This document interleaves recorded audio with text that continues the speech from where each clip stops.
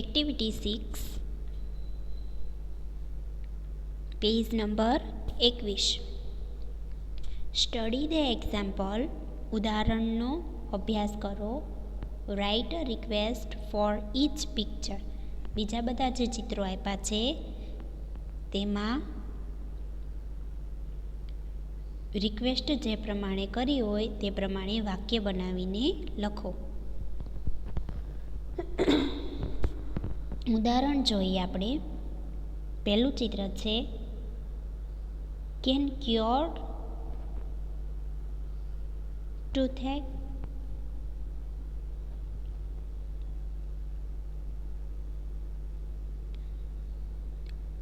ઉદાહરણ ડૉક્ટર રાકેશભાઈ, will you please cure my toothache. બીજું છે can stitch a shirt. Shirt બનાવો તો એનું વાક્ય આપણે બનાવીએ. મિસ્ટર મહેશભાઈ, will you please stitch my shirt. મહેશભાઈ, મને મારો શર્ટ સીવી આપશો. આપણે આ બધા જે વ્યવસાયકારો છે તેને વિનંતી કરીને પૂછવાનું છે કે તમે મારું આ કરી આપશો. ત્યાર પછી છે સુથાર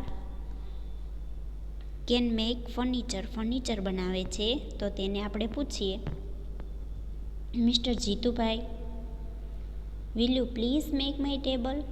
મને મારું ટેબલ બનાવી આપશો. પ્રશ્નાર્થ ચિહ્ન કરવાનો છે, હું ભૂલી ગઈ છું અહીંયા બાળકો, તમે કરી નાખજો. ત્યાર પછી છે can repair electric item. Electric item સરખી કરી આપશો. મિસ્ટર બળદેવભાઈ, will you please repair my fan. બળદેવભાઈ, મને પંખો રિપેર કરી દેશો. કડીઓ છે કેન બિલ્ડ વોલ્સ. દિવાલ બાંધી શકે છે. તો mister Mohanbhai, will you please build my wall. Mohanbhai, મારી દિવાલ બાંધી દેશો. Can cut hair. વાળ કાપવા.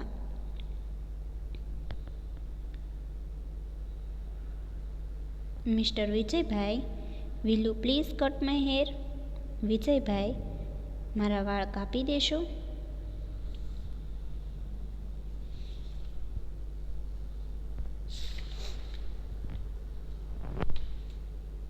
ત્યાર પછી બાળકો તમારો પેજ નંબર 22 ખોલો.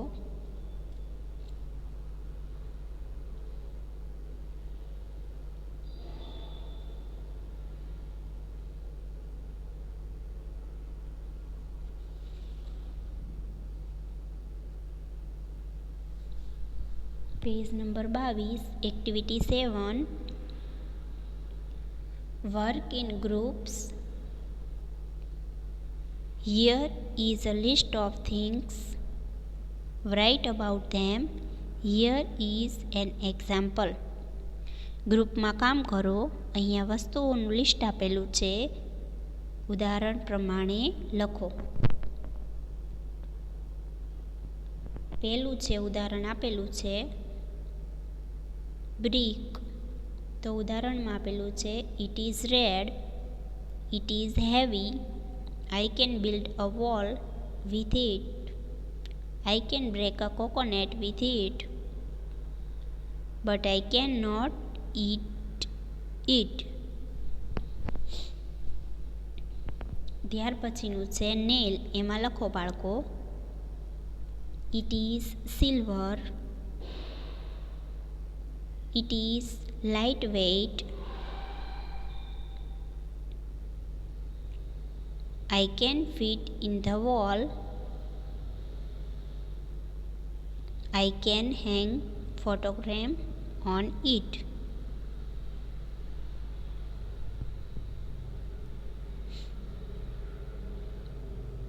દરેકની અંદર આપણે 3-3 વાક્યો લખીશું. ત્યાર પછીનું છે કપ.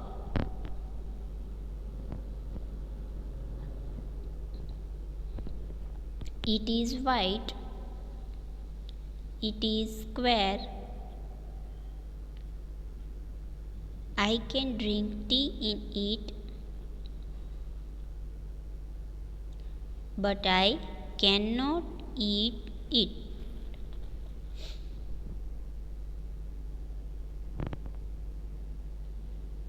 તે સફેદ છે, તે ચોરસ છે, તેમાં આપણે ચા પી શકીએ છીએ પરંતુ ખાઈ શકતા નથી. કપની વાત થઈ. હવે આવે છે સીડી. It is silver. It is round. I can listen music from it. I cannot drink water with it.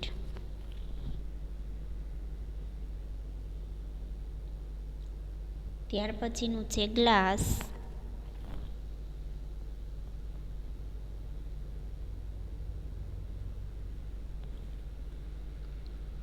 It is green અથવા red. It is room. I can drink water in it, but I cannot eat it. ત્યાર પછીનું છે કોમ્બ એટલે દાંતિયો. કોમ્બ એટલે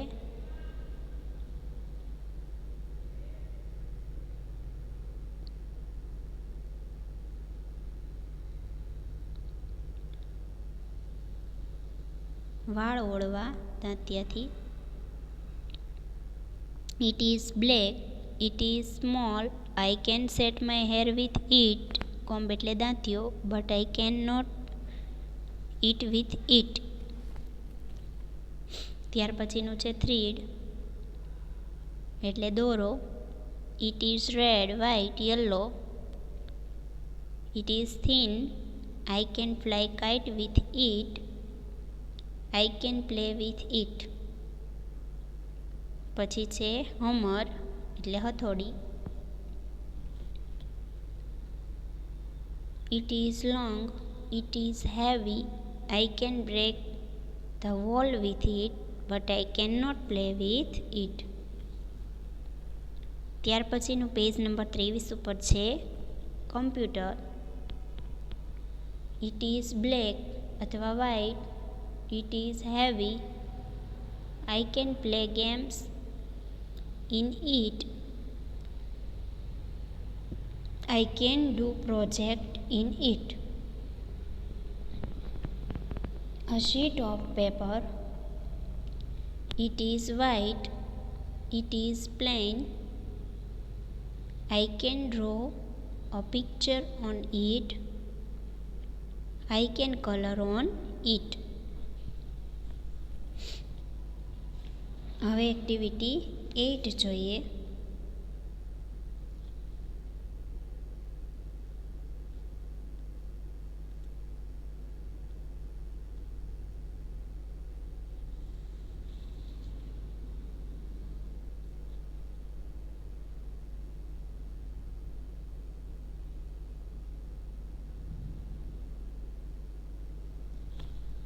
activity 8A.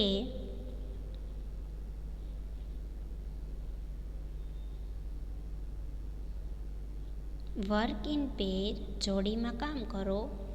નીચેના વાક્યો મોટેથી વાંચો અને સરખા ઉચ્ચારવાળા શબ્દો નીચે લીટી કરો. એમાં પહેલું છે I am Madhav, my left eye is weak. તો અહીંયા આઈનો પ્રાસ મળે છે. મેં નીચે લીટી કરેલી છે ત્યાં તમારે પણ લીટી કરવાની છે. આઈ નીચે આઈ એટલે હું અને EYE આઈ એટલે આંખ. બંનેનો ઉચ્ચાર સરખો થાય છે પરંતુ અર્થ અલગ અલગ થાય છે.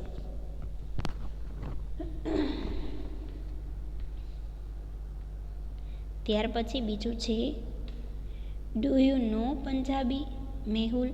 Mehul says no I don't.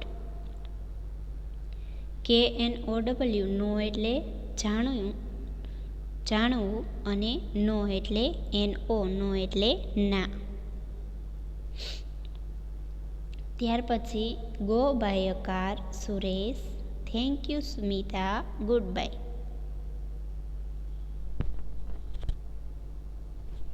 By એટલે વડે અને BYE બાય એટલે આવજો.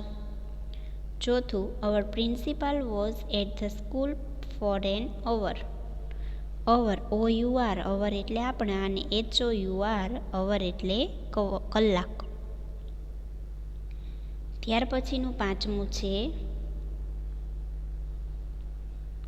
8 friends ate all the apple. 8 એટલે 8 અને ATE ઈટનું ભૂતકાળનું રૂપ છે ATE. ઈટ એટલે ખાવું. 8 ઈટનું ભૂતકાળનું રૂપ અહીંયા આપેલું છે એટ. EIGHT 8 એટલે 8 અને ATE ઈટ એટલે ખાધું. છઠ્ઠું, We are at the Somnath temple. We can see the sea from here.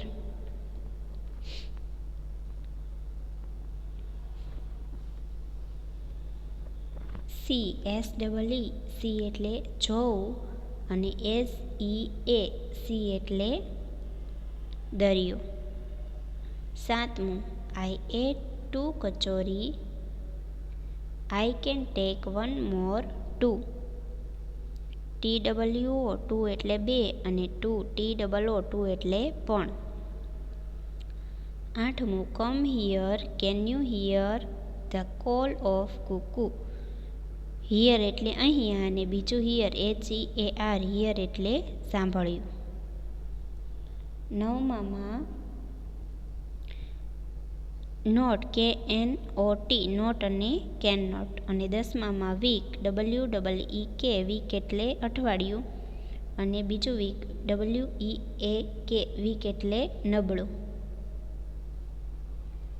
ત્યાર પછીનું બી છે પુસ્તકની પાછળ આપેલા શબ્દકોશનો ઉપયોગ કરો. ઉપરના વાક્યોમાં લીટી કરેલા શબ્દોનો અર્થ જાણો. નીચે આપેલા વાક્યો વાંચી તે સાચા છે કે ખોટા તે જણાવો. ખોટા વાક્યો સુધારીને ફરીથી લખો. પહેલું વાક્ય સાચું છે. Mohan is very weak in his studies. Mohan તેના ભણતરમાં ખૂબ જ નબળો છે. પછી બીજું છે આઈ એમ મિસ્ટર નેર. એમાં આઈનો સ્પેલિંગ ખોટો છે એટલે આપણે વાક્ય સુધારીને ફરીથી લખશું, ખાલી આઈ આવશે. ત્રીજું વાક્ય સાચું છે. We saw the sea at Veraval last Sunday. અમે ગયા રવિવારે વેરાવળનો દરિયો જોયો હતો. ચોથું વાક્ય ખોટું છે. એમાં વીકનો સ્પેલિંગ ખોટો છે એટલે આપણે સુધારીને વાક્ય ફરીથી લખશું. WEEK ની બદલે WEAK આવશે બાળકો. પાંચમું વાક્ય પણ ખોટું છે. એમાં બાયમાં BY આપેલું છે એની બદલે BYE થશે. છઠ્ઠું વાક્ય સાચું છે. We can here noise of the crowd.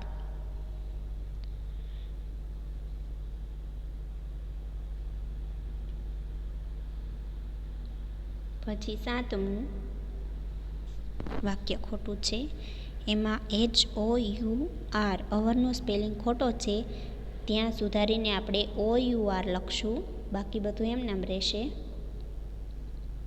આઠમું વાક્ય સાચું છે. We see a butterfly in the garden. અમે બગીચામાં પતંગિયું જોયું. નવમું વાક્ય ખોટું છે. એમાં હિયરનો સ્પેલિંગ ખોટો છે.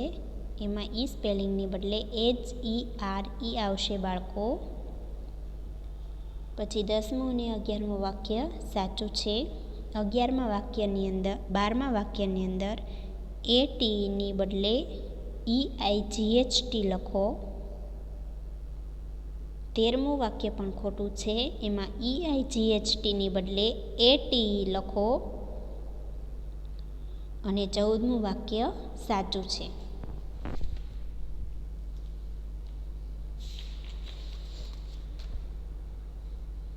ત્યાર પછી છે activity 9. Play the games as per your teacher instruction. બાળકો અહીંયા રમત આપેલી છે એ આ સૂચના વાંચીને તમારે રમત જાતે રમવાની છે.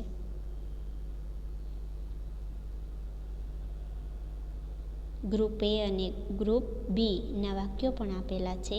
તમારે 2 ગ્રુપ પાડવાના છે અને થોડાક તમારા ફ્રેન્ડ્સ લેવાના છે. પછી આ રમત રમવાની છે. Activity 10.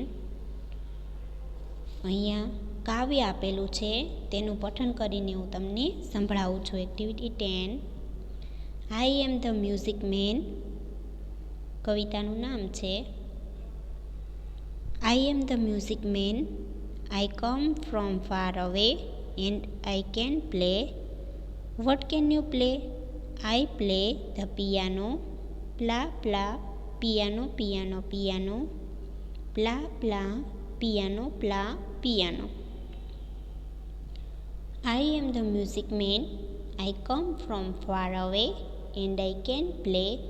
What can you play? I play the big drum. Boomdi boomdi boomdi boom. Boomdi boom boomdi boom.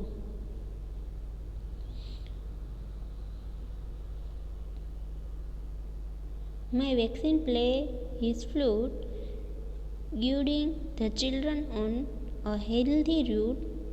No polio, no smallpox ever again. No more a child with any pain.